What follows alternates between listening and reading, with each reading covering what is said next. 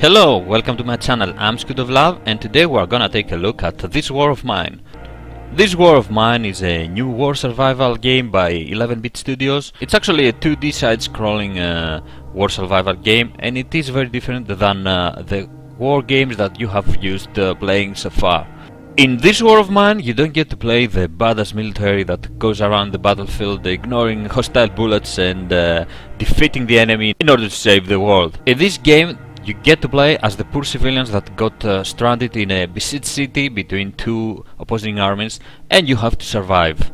It's a very cool concept, and 11-Bit Studios, with their amazing art style and music for this game, have made a really nice job that you are going to love. Let's go ahead and start a new game and see what this War of Mine is all about. This is how the game starts. You are at day 1, and when the game starts you have to play a group of civilians that are stranded, stuck in a besieged city. Every time you start a new game, you get 3 new characters. You can read some info about what is going on. When the Civil War broke out, many people thought it would only last a couple of weeks. It's been years since government military surrounded the rebels in the capital, cutting off all supply lines. The civilian population trapped in the city are suffering from hunger, disease and selling. Katya met both Pavel and Bruno before the war. She used to be a reporter, while Bruno had his own television cooking show. Pavel was the star of the local football team. Katya even interviewed him once. Now they meet in dramatically different circumstances, looking for food and shelter.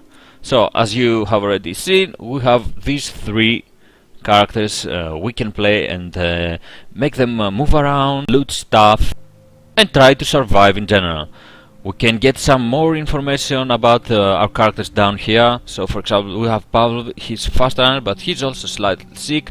Every info on their condition shows up here, so if he is hungry, we are gonna see here that he's hungry, wounded, etc, etc. Also we can read something about his life, his bio. We can do the same for every one of the other characters we have. Bruno has a skill, he's a good cook, so you want to assign some cooking on him later when you'll have a stove, a cooking stove, and I'm gonna show you soon how that is done.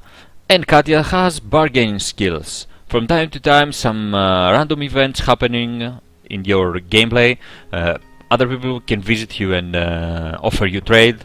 So I guess having Katya with bargaining skills, it's an asset for our group of survivors. She can trade with these guys and maybe get some better prices. This is your hideout.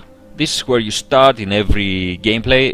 It's not gonna be very different. Some stuff change, but in general it looks the same. So what you want to do when you start the game is start looting. The game is very simple, just point and click. There are different locations you can loot and interact, and as you can see, we have set this location and we found some materials, water and wood. We can use all these to craft different kind of equipment.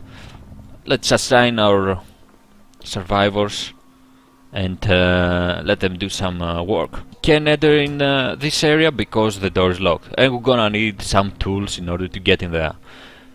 This is where we craft our stuff.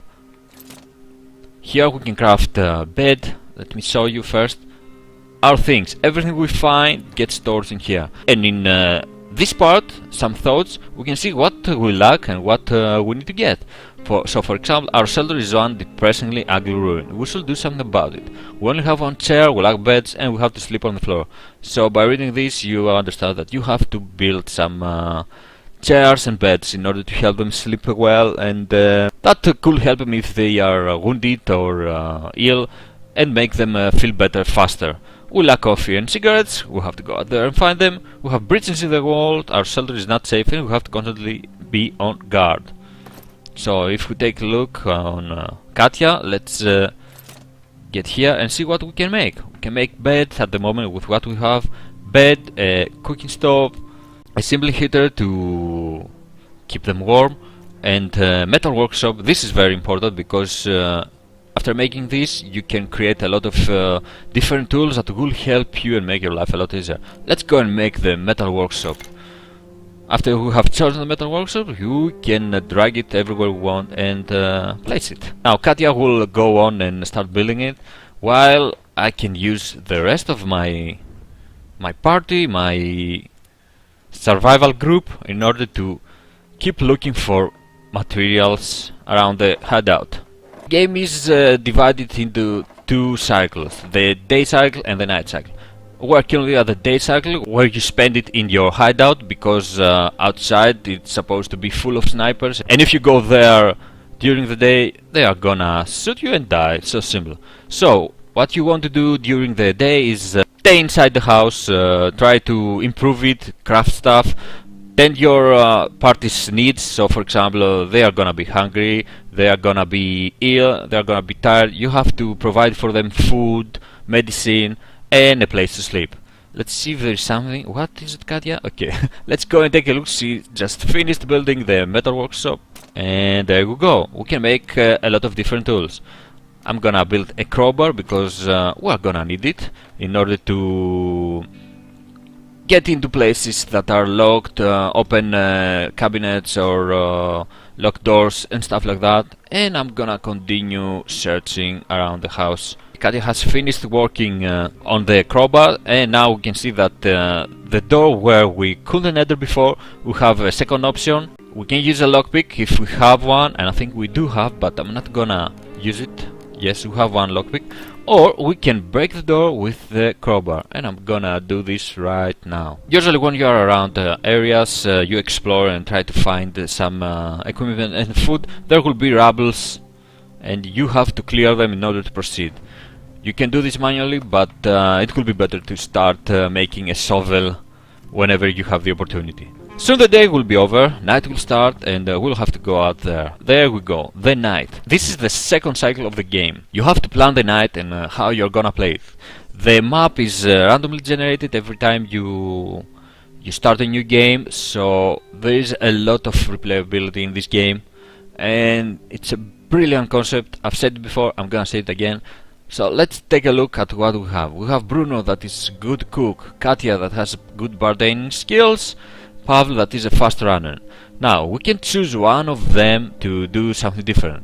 So for example, Pavel is a fast runner and he's slightly sick, so I'm gonna let him sleep in order to replenish his health and be better. Now Bruno, we can take either Bruno or Katya out there to scavenge, but Katya has more space inventory, so that will be nice to take her out there. So Bruno will stay behind and guard, and Katya will go out there and scavenge. Of course, we could let them all stay in the hideout for the night.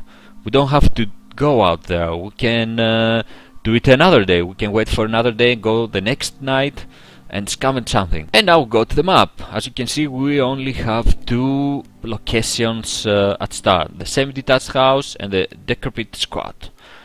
If we click on them, we can see some info. So for example, at the semi-detached house, half of it is a ruin, but there are people living in the other half. They don't seem friendly. At night you can sometimes hear shots fired from there.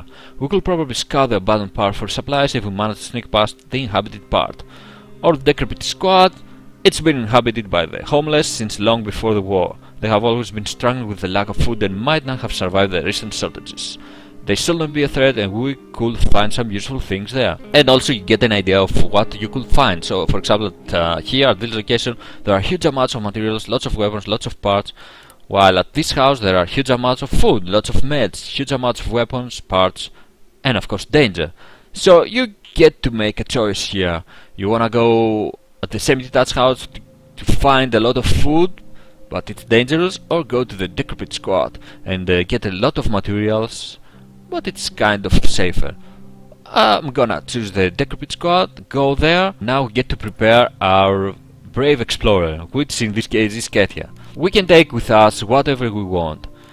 I'm gonna take the crowbar, because I think we're gonna have to break stuff in there in order to find more valuable stuff. And now, if we feel that we are ready, we can take whatever we want, especially if we are going in an area where there is a trader, or we know there are people there that need a specific item. We can take that item if we have it, go there and trade with them in order to get food from them or medicine. When I click scavenge, we will start the second cycle of the game, which is the raiding part, and it happens only at night. There we go, we're at a destination. It was a ruin before the war, now half of the city looks like this. We get to play any way we like. We have to go in there, search the building for valuable items, and if there is danger we can hide, play more stealthy, or we can go in there with our crowbar and start doing some damage. As you can see, you can find a lot of stuff. I'm gonna start grabbing them all, but we won't have enough room in our inventory, so the game will force you to leave something behind. Let's go from below. I don't want to alert whoever is there. We are now in scavenger mode. If there is threat around, we can just choose our crowbar, and now we are in combat mode. And if there was someone around here, you would see that he has an option to start hitting him. But yeah, let's not do this. Let's try to be a bit more careful and search around the area. Lots of materials, lots and lots of materials. We can take all we want, but you already know we're not gonna be able to carry everything back home. That's okay. We don't have to carry them all in one trip. We can do it in several nights, so we can come back here whenever we want and strip the place clean. It's obviously good to go for the water and food first and then materials. This will help a lot in building stuff and upgrading your equipment. Here there are two options to interact in this door. This tells us that it's barricaded, and this let us take a look on the other side. So if we take a look on the other side, we'll see that it's empty. Oh, no, it's not empty. There is someone living over there. So let's try and go and talk with him, but we can't because it's barred from the other side. So we have to find another way around and go meet that guy. Also, we can find valuable info around the houses. So for example, we just found a letter saying, "Dearest Master, I found shelter among the homeless. I'm no longer a teacher or an artist. I'm one of them now. There is not much food, so some of my friends already left us. But do not be worried. I too will seek more appropriate refuge as soon as I've finished my painting." And this is actually excellent. You discover stuff, discover info, and the game makes you feel that you are actually a part of a story. The guy seems friendly, he's coming towards us. "Good evening, ma'am," and he needs help. "I'm very hungry, could you help me?" Now we can interact with him. He wants food, but we don't carry any food, so I will have to decline and say not interested. Okay, next time. So next time that we gonna come back, we can bring in some food if we want. The game lets you play the way you want. You can be a heartless bastard, or you can try and help other people. Also, you have to remember that there's a limited time when you are raiding places. You have to go back before 4:30 AM, I think, or else you're gonna have some problem and you might not return. The red signs, this is sound indicating that there is someone down there. Of course, we knew that there was that guy, but when you enter a house that you have no info about what's going on there, it's pretty vital to understand that these signs indicate sound, someone is around strolling, and it may be dangerous. This is a sign indicates that we're gonna need a special tool in order to get in that room. I can't get in there, I need a saw blade to get through. I think we're good for this night. Our backpack is full. We can return in our hideout and share what we have with the rest of the party. If there is trouble, you can just click run to exit, and our character will try to make a run for the hideout. Katya's back at the hideout. We have survived our first night, and here we can see what she found and brought back to home. We just built the stove. We can start cooking if we had any food. You can see what ingredients we need: raw food, water, and fuel. Fuel we can make out of various stuff, for example, components or wood or books. I'm gonna make Katya create a radio and place it here. Let's build a bed and show you how is the procedure of crafting. So I'm gonna pick this bed, make it, and drag it wherever we want and place it. And a radio is built. So let's check the radio. We get various information from the radio.